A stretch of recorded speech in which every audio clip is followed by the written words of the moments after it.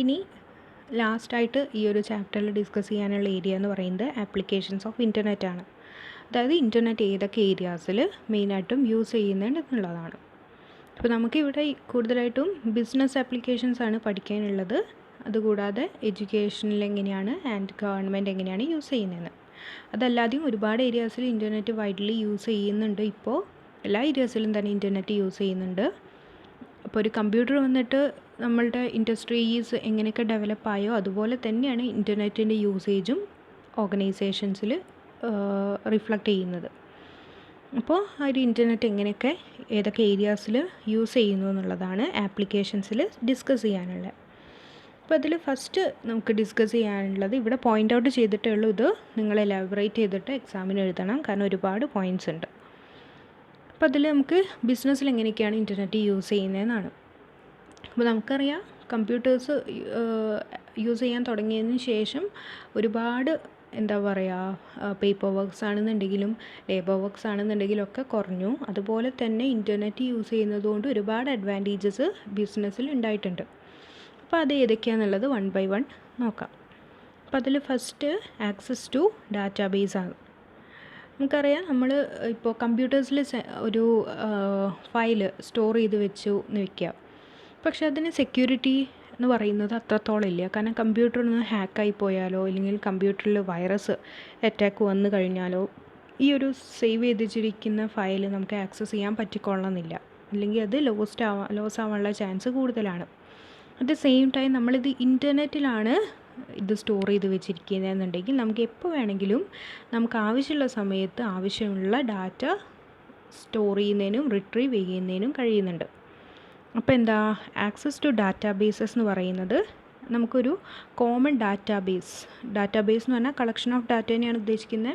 ഇപ്പോൾ computers use ചെയ്ത് വയ്ക്കാവുന്നതിനേക്കാൾ കൂടുതൽ നമുക്ക് എന്ത് ചെയ്യാം, ഇൻ്റർനെറ്റിൽ ഡാറ്റാസ് സ്റ്റോർ ചെയ്യുന്നതിന് കഴിയുന്നുണ്ട്. ഓക്കെ, ഇപ്പോൾ ഓർഗനൈസേഷൻ അല്ലെങ്കിൽ ബിസിനസ് ആണെന്നുണ്ടെങ്കിൽ ഒരുപാട് ഫിനാൻഷ്യൽ മാറ്റേഴ്സ് ഉണ്ടാകും. അതല്ലാതെ വരുന്ന ഓഡിറ്റിംഗ് റിലേറ്റഡ് ആയിട്ട് വരുന്നതും അല്ലെങ്കിൽ ഇതിൻ്റെ ബിസിനസ് ട്രാൻസാക്ഷൻ റിലേറ്റഡ് ആയിട്ട് വരുന്ന ഒരുപാട് ബിസിനസ് ഡാറ്റാസ് ഉണ്ടാകും. ഇതൊക്കെ നമുക്ക് സ്റ്റോർ ചെയ്ത് വെക്കുന്നതിനും ആവശ്യമുള്ളപ്പോൾ റിട്രീവ് ചെയ്യുന്നതിനും ഇൻ്റർനെറ്റ് യൂസ് ചെയ്യാവുന്നതാണ്. Okay, then second one electronic commerce ആണ്. കൊമേഴ്സ് എല്ലാവർക്കും അറിയാം, കമ്പ്യൂട്ടേഴ്സ് അല്ലെങ്കിൽ ഇൻ്റർനെറ്റ് യൂസ് ചെയ്തുകൊണ്ട് ബൈയിങ് ആൻഡ് സെല്ലിങ് ട്രാൻസാക്ഷൻസ് നടത്തുന്നതിനെയാണ് കൊമേഴ്സ് എന്ന് പറയുന്നത്.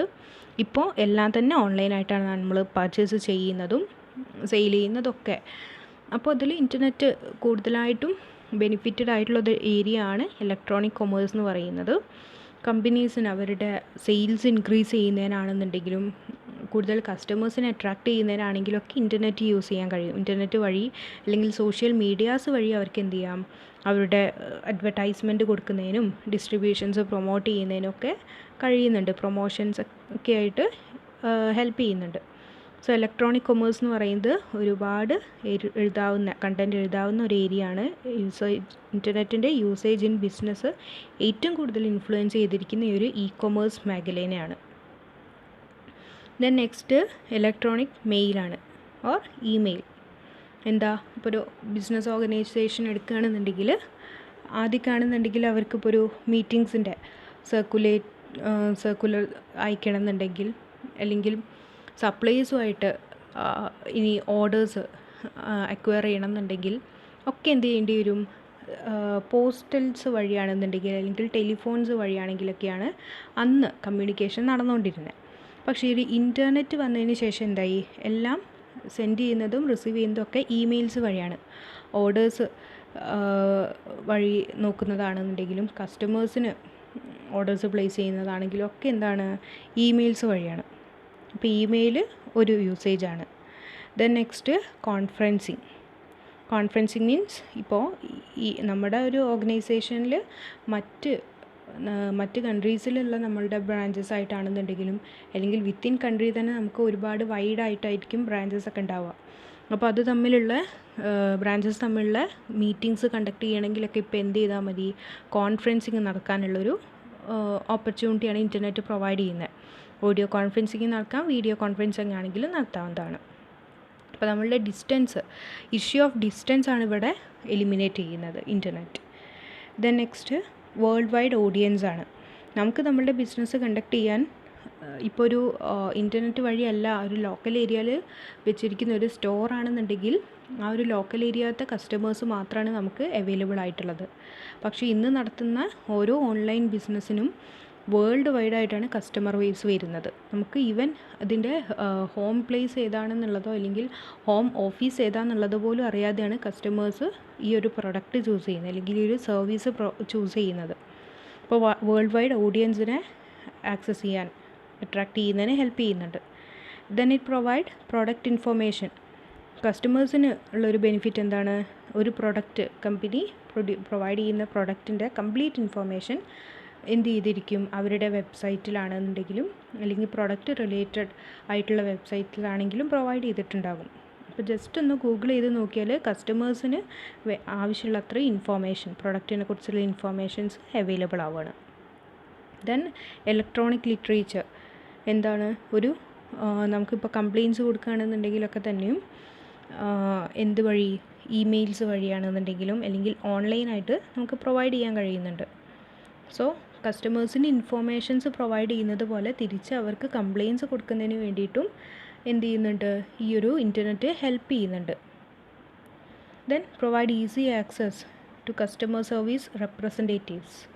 കസ്റ്റമേഴ്സിന് നമ്മൾ കമ്പനിയുമായിട്ട് കമ്മ്യൂണിക്കേറ്റ് ചെയ്യണമെന്നുണ്ടെങ്കിൽ എപ്പോഴും ഒരു കസ്റ്റമർ റെപ്രസെൻറ്റേറ്റീവ്സ് ഉണ്ടാവണമെന്നില്ല, അല്ലെങ്കിൽ അവരുടെ ആവശ്യം ഇന്നത്തെ ഒരു ഇൻ്റർനെറ്റ് ഈ ഒരു സിറ്റുവേഷനിൽ ആവശ്യമില്ല. കാരണം എന്താ, ഇൻ്റർനെറ്റിൽ വേണ്ട ഇൻഫോർമേഷൻസ് ഒക്കെ പ്രൊവൈഡ് ചെയ്തിട്ടുണ്ട്. ജസ്റ്റ് അവർക്ക് സെർച്ച് ചെയ്യുന്നത് വഴി കംപ്ലീറ്റ് ഇൻഫോർമേഷൻ കിട്ടുന്നതുകൊണ്ട് തന്നെ കസ്റ്റമർ സർവീസ് റെപ്രസെൻറ്റേറ്റീവ്സിനെ മാൻമെയ്ഡ് വെക്കുന്നതിന് പകരം കസ്റ്റമേഴ്സിനെ തന്നെ ഡയറക്റ്റായിട്ട് അപ്രോച്ച് ചെയ്യാവുന്നതാണ്. Then recruit new employees. എന്താ, നമുക്ക് ഇപ്പോൾ ഒരു ഫിസിക്കൽ ഏരിയയിൽ ലൊക്കേറ്റ് ചെയ്തിരിക്കുന്ന ഒരു ഓർഗനൈസേഷന് കിട്ടാവുന്ന എംപ്ലോയീസിനേക്കാൾ കൂടുതൽ ഇൻ്റർനെറ്റ് യൂസ് ചെയ്തുകൊണ്ട് വേൾഡ് വൈഡ് ആയിട്ടുള്ള എംപ്ലോയീസിന് അല്ലെങ്കിൽ ടാലൻറ്റഡ് ആയിട്ടുള്ള എംപ്ലോയീസിനെ ആക്സസ് ചെയ്യാൻ ഈ ഒരു ഇൻ്റർനെറ്റ് ഹെൽപ്പ് ചെയ്യുന്നുണ്ട്. Then provide online services.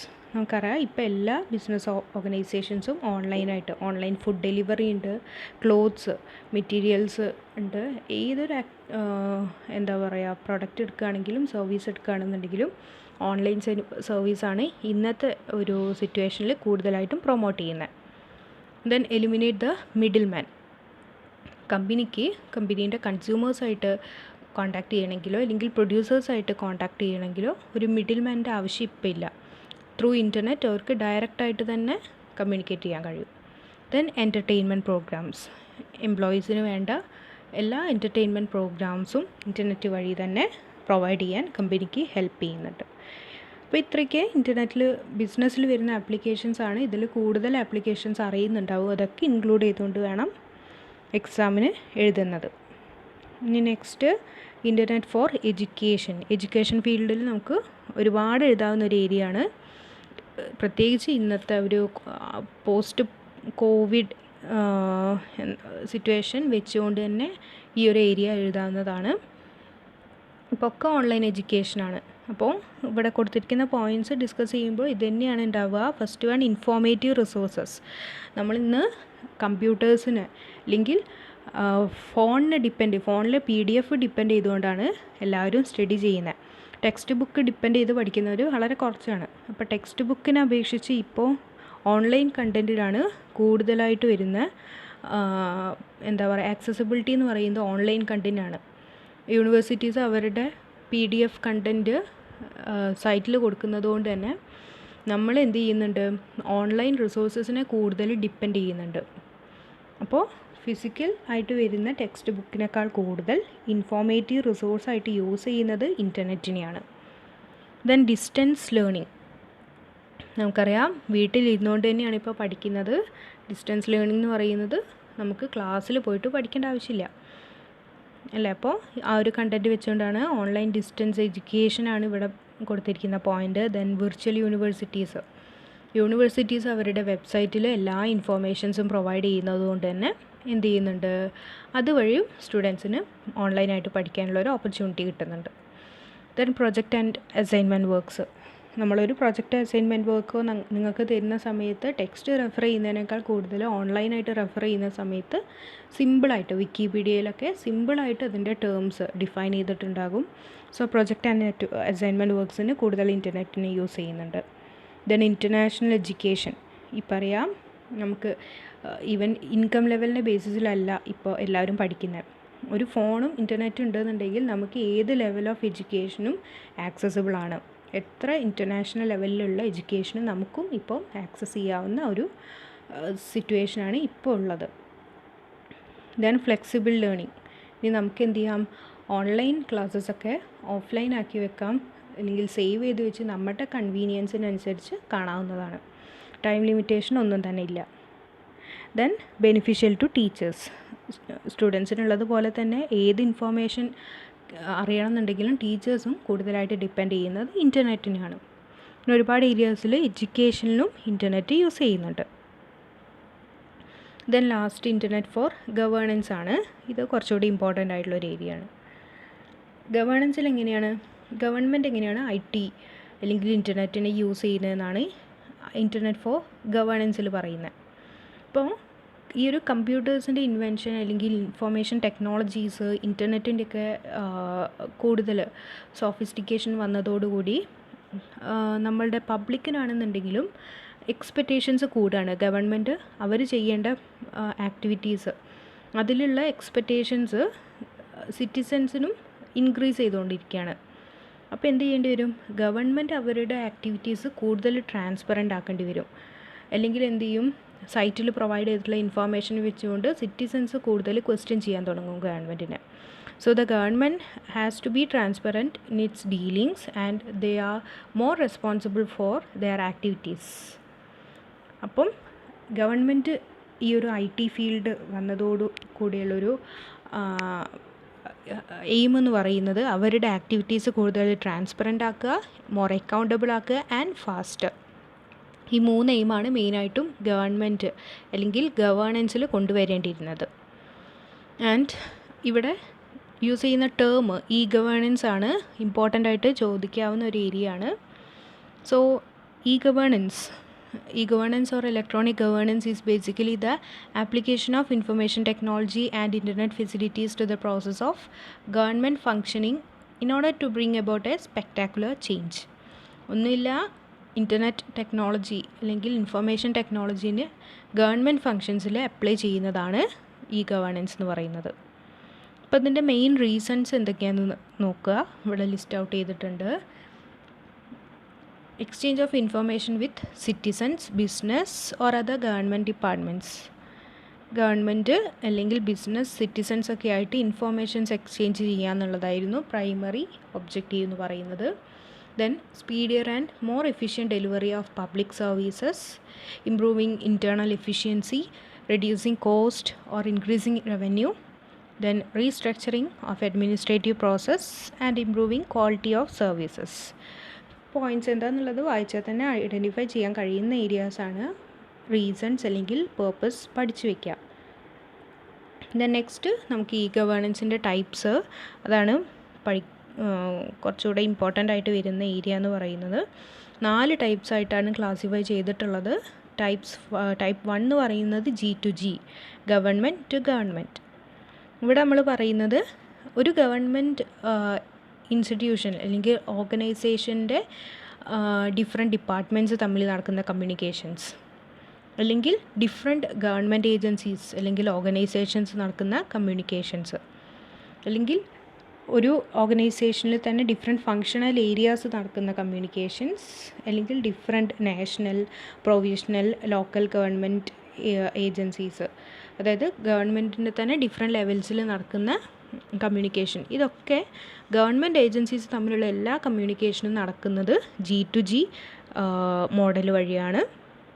ഈ ഒരു G2G മോഡൽ ഇംപ്ലിമെൻറ്റ് ചെയ്യാനുള്ള പ്രൈം ഒബ്ജക്റ്റീവ് എന്ന് പറയുന്നത് in order to increase the efficiency, performance and output. ഗവൺമെൻറ്റിൻ്റെ ഫങ്ഷൻസിൽ വരുന്ന എഫിഷ്യൻസി ഇൻക്രീസ് ചെയ്യുന്നതിനും ഗവൺമെൻറ് പെർഫോമൻസ് മോർ ട്രാൻസ്പെറൻ്റ് ആക്കുന്നതിന് വേണ്ടിയിട്ടും അവരുടെ പെർഫോമൻസസ് ഇൻക്രീസ് ചെയ്യുന്നതിന് വേണ്ടിയിട്ടൊക്കെയാണ് ഈ ഒരു G2G മോഡൽ ട്രാൻസാക്ഷൻസ് കൊണ്ടുവന്നിട്ടുള്ളത്. ഓക്കെ, അപ്പോൾ ഇവിടെ എന്തിനു വേണ്ടിയിട്ടാണെന്നുള്ളത് പഠിച്ചു വയ്ക്കുക. ആരൊക്കെ തമ്മിലുള്ള കമ്മ്യൂണിക്കേഷനാണ് ഇവിടെ എന്നുള്ളതും പഠിക്കുക. ഇനി നെക്സ്റ്റ് വരുന്നത് G2C ആണ്. G2C ഗവൺമെൻറ് ടു സിറ്റിസൺസ് ആണ് സെക്കൻഡ് ടൈപ്പ് എന്ന് പറഞ്ഞാൽ ഗവൺമെൻറ്റും സിറ്റിസൺസുമായിട്ട് വരുന്ന കമ്മ്യൂണിക്കേഷൻ. അപ്പോൾ സിറ്റിസൺസിന് എന്തിനു വേണ്ടിയിട്ടായിരിക്കും ഗവൺമെൻറ്റിനെ സിറ്റിസൺ ഫ്രണ്ട്ലി ആക്കുക എന്നുള്ള ഒരു ഒബ്ജക്റ്റീവ് വെച്ചുകൊണ്ടാണ് G2C കമ്മ്യൂണിക്കേഷൻ അല്ലെങ്കിൽ ഗവേണൻസ് വന്നിട്ടുള്ളത്.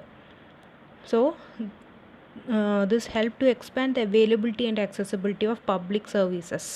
അപ്പോൾ പബ്ലിക് സർവീസസിൻ്റെ ആക്സസിബിലിറ്റി ആൻഡ് അവൈലബിലിറ്റി ഇൻക്രീസ് ചെയ്യുന്നതിന് വേണ്ടിയിട്ടാണ് G2C. ഇപ്പോൾ നമുക്കറിയാം ഗവൺമെൻറ്റിൻ്റെ ഒരുപാട് വെബ്സൈറ്റ്സ് ഉണ്ട്. നമുക്ക് ഓരോ ടാക്സ് പേ ചെയ്യുന്നതിനാണെന്നുണ്ടെങ്കിലും ഗവൺമെൻറ്റുമായിട്ട് എന്ത് ഇൻറ്ററാക്ട് ചെയ്യുന്നതിനും ഗവൺമെൻറ്റിൻ്റെ സൈറ്റ്സ് അവൈലബിൾ ആണ്. ഇതൊക്കെ G2C കമ്മ്യൂണിക്കേഷനിൽ വരുന്നതാണ്. സിറ്റിസൺസിന് ഗവൺമെൻറ്റുമായിട്ട് ഡയറക്റ്റ് കമ്മ്യൂണിക്കേഷൻ പോസിബിൾ ആക്കുന്നതിന് വേണ്ടിയിട്ടും ഈസി ആക്സസിബിലിറ്റി പോസിബിൾ ആക്കുന്നതിന് വേണ്ടിയിട്ടുമാണ് ഈ ഒരു G2C കമ്മ്യൂണിക്കേഷൻ കൊണ്ടുവന്നിട്ടുള്ളത്. ദെൻ നെക്സ്റ്റ് വൺ G2B ആണ്, ഗവൺമെൻറ് ടു ബിസിനസ്. അപ്പോൾ എന്താ, ഗവൺമെൻറ്റിന് ബിസിനസ്സിനോടുള്ള കമ്മ്യൂണിക്കേഷൻ ഇൻക്രീസ് ചെയ്യുന്നതിനും തിരിച്ച് ബിസിനസ്സിന് communication towards the government increase ചെയ്യുന്നതിന് വേണ്ടിയിട്ടുമാണ് G2B കമ്മ്യൂണിക്കേഷൻസ് കൊണ്ടുവന്നിട്ടുള്ളത്. അപ്പോൾ ഇവിടെ എന്താ പ്രൊവൈഡ് ചെയ്യുന്നത്, ഗവൺമെൻറ്റിന് ബിസിനസ്സിനോടുള്ള ലയബിലിറ്റീസ് അല്ലെങ്കിൽ റെസ്പോൺസിബിലിറ്റീസ് ഫുൾഫിൽ ചെയ്യുന്നതിന് വേണ്ടിയിട്ട്. അപ്പോൾ ബിസിനസ്സിന് വേരിയസ് ഫോം ചെയ്യുന്ന സമയത്ത് ഒരുപാട് പ്രൊസീജിയേഴ്സ് ഉണ്ടാകും. പെർമിഷൻസും ലൈസൻസിങ്ങും കാര്യങ്ങളൊക്കെ വേണ്ടി വരും. ആൻഡ് റവന്യൂ ടാക്സ് പേ ചെയ്യുന്ന സമയത്ത് ഗവൺമെൻറ്റുമായിട്ട് ഇൻറ്ററാക്ട് ചെയ്യേണ്ടി വരും. ഈ സിറ്റുവേഷൻസിലൊക്കെ ബിസിനസ്സിനെ സപ്പോർട്ട് ചെയ്യുന്നതിന് G2B ഇനീഷ്യേറ്റീവ്സ് ഹെൽപ്പ് ചെയ്യുന്നുണ്ട്. അതുപോലെ തന്നെ ഇപ്പോൾ ട്രേഡ് ആണെന്നുണ്ടെങ്കിലും ടൂറിസം ഇൻവെസ്റ്റ്മെൻറ്റ് ഏരിയാസൊക്കെ ഫെസിലിറ്റേറ്റ് ചെയ്യുന്നതിന് വേണ്ടിയിട്ട് G2B ഒരുപാട് ഓപ്പർച്യൂണിറ്റീസ് പ്രൊവൈഡ് ചെയ്യുന്നുണ്ട്. ഇവിടെ മെയിൻ ഒബ്ജക്റ്റീവ് എന്താണെന്നുള്ളത് പഠിക്കുക. ടു കട്ട് റെഡ് ടാപ്പിസം, അല്ലെങ്കിൽ നമ്മളുടെ റെഡ് ടാപ്പിസം എന്ന് പറഞ്ഞാൽ അറിയാം, നമ്മളുടെ ഗവൺമെൻറ്റൽ പ്രൊസീജിയേഴ്സ് ഒരുപാട് ലെങ്തി ആവുന്നത് വഴി ഒരുപാട് ഡിലേയ്സ് വരുന്നുണ്ട്. ഒരുപാട് ഓർഗനൈസേഷന് ലൈസൻസ് തന്നെ കിട്ടാതായി പോകുന്നുണ്ട്. ഇത് ഇല്ലാതാക്കുന്നതിന് വേണ്ടിയിട്ടാണ് ഗവൺമെൻറ് ബിസിനസ്സിന് അവരുടെ ആക്ടിവിറ്റീസ് കണ്ടക്ട് ചെയ്യുന്നതിന് വേണ്ടിയിട്ട് സൈറ്റാണെന്നുണ്ടെങ്കിലും ഇൻ്റർനെറ്റ് വഴി ഒരുപാട് ഓപ്പർച്യൂണിറ്റീസ് പ്രൊവൈഡ് ചെയ്തത്. അപ്പോൾ അതുവഴി ഒരു റെഡ് ടാപ്പിസം അല്ലെങ്കിൽ ഡിലേയ്സ് കുറച്ചുകൊണ്ട് അവരുടെ ആക്ടിവിറ്റീസ് മോർ എഫിഷ്യൻ്റ്ലി പെർഫോം ചെയ്യുന്നതിന് വേണ്ടി ഹെൽപ്പ് ചെയ്യുന്നുണ്ട്. ദെൻ G2E ആണ് ലാസ്റ്റ് വൺ എന്ന് പറയുന്നത്, ഗവൺമെൻറ് ടു എംപ്ലോയീസ്. ഇപ്പോൾ ആരുമായിട്ടാണ്, എംപ്ലോയീസിന് റെഗുലർ ബേസിസിൽ ഗവൺമെൻറ്റുമായിട്ട് ഇൻറ്ററാക്ട് ചെയ്യുന്നതിന് വേണ്ടിയിട്ട് അല്ലെങ്കിൽ എംപ്ലോയേഴ്സുമായിട്ട് ഇൻറ്ററാക്ട് ചെയ്യുന്നതിന് വേണ്ടിയിട്ടാണ് ഈ ഒരു G2E കമ്മ്യൂണിക്കേഷൻ. അപ്പോൾ അത് എംപ്ലോയീസിന് സാറ്റിസ്ഫാക്ഷൻ ലെവൽ ഇമ്പ്രൂവ് ചെയ്യുന്നതിന് വേണ്ടിയിട്ട് പ്രൊവൈഡ് ചെയ്തിരിക്കുന്ന ഒരു മോഡലാണ്. ഇപ്പോൾ 4 മോഡൽസാണ് പറഞ്ഞത്: G2G, G2C, G2B and G2E. ഇനി ലാസ്റ്റ് ഇതിൻ്റെ അഡ്വാൻറ്റേജസ് എന്തൊക്കെയാണെന്നുള്ളത് ഒരുപാട് പോയിൻറ്റ്സ് ഞാനിവിടെ ലിസ്റ്റ് ഔട്ട് ചെയ്തിട്ടുണ്ട്. സിമ്പിളായിട്ട് പഠിച്ചു വയ്ക്കുക. ജസ്റ്റ് ഡിസ്കസ് ചെയ്ത് പോവുകയാണെന്നുണ്ടെങ്കിൽ, it improve the delivery and efficiency of government service. Then it improve the government interactions with business and industry. നമ്മളിപ്പോൾ ഓൾറെഡി ഡിസ്കസ് ചെയ്തിട്ടുള്ള പോയിൻറ്റ്സ് തന്നെയാണ്. And the citizen empowerment through access to information. നമ്മൾ G2Cയിൽ പറഞ്ഞു, സിറ്റിസൺസിന് ഗവൺമെൻറ്റായിട്ട് ഡയറക്റ്റ് ഇൻറ്ററാക്ട് ചെയ്യാനുള്ളൊരു opportunity ഉണ്ട്. And it is more efficient government management and less corruption in the administration. എന്തുകൊണ്ടാണ് G2B? റെഡ് ടാപ്പിസം കുറവാണ്. ഗവൺമെൻറ്റിനോടുള്ള ബിസിനസ്സിൻ്റെ ലോയൽറ്റി കൂടുന്നത് വഴി കറപ്ഷൻസ് കുറയ്ക്കാൻ കഴിയും. Then increased transparency in administration. Then greater convenience to citizens and business. അവർക്ക് എന്ത് ചെയ്യാൻ പറ്റും, വീട്ടിലിരുന്നുകൊണ്ട് തന്നെ ഗവൺമെൻറ് ആക്ടിവിറ്റീസ്, ഗവൺമെൻറ്റിൽ ടാക്സ് പേ ചെയ്യുന്നത് പോലുള്ള ആക്ടിവിറ്റീസ് അവർക്ക് അവരുടെ കൺവീനിയൻസ് അനുസരിച്ചുകൊണ്ട് ചെയ്യാവുന്നതാണ്. Then cost reduction and revenue growth. Then increased legitimacy of government. Then flattens organisational structure, reduces paper work. Then improved relation between public authorities and civil society. Advantages എന്താണെന്നുള്ളത് maximum your own വേർഡ്സിൽ എഴുതാൻ ശ്രമിക്കുക. Benefits കൂടുതലായിട്ട് ചോദിക്കുന്ന ഒരു area ആണ് e governance, അതിൻ്റെ types and benefits എന്ന് പറയുന്നത്. അതാണ് പോയിൻറ്റ്സ് കുറച്ച് വൈഡായിട്ട് തന്നെ എഴുതിയിട്ടുള്ളത്. ഇത് എക്സ്പാൻഡ് ചെയ്തിട്ട് എഴുതാൻ ശ്രമിക്കുക. അപ്പോൾ ഇത്രയാണ് ഈ ഒരു ചാപ്റ്ററിൽ ഡിസ്കസ് ചെയ്യാനുള്ളത്. Thank you.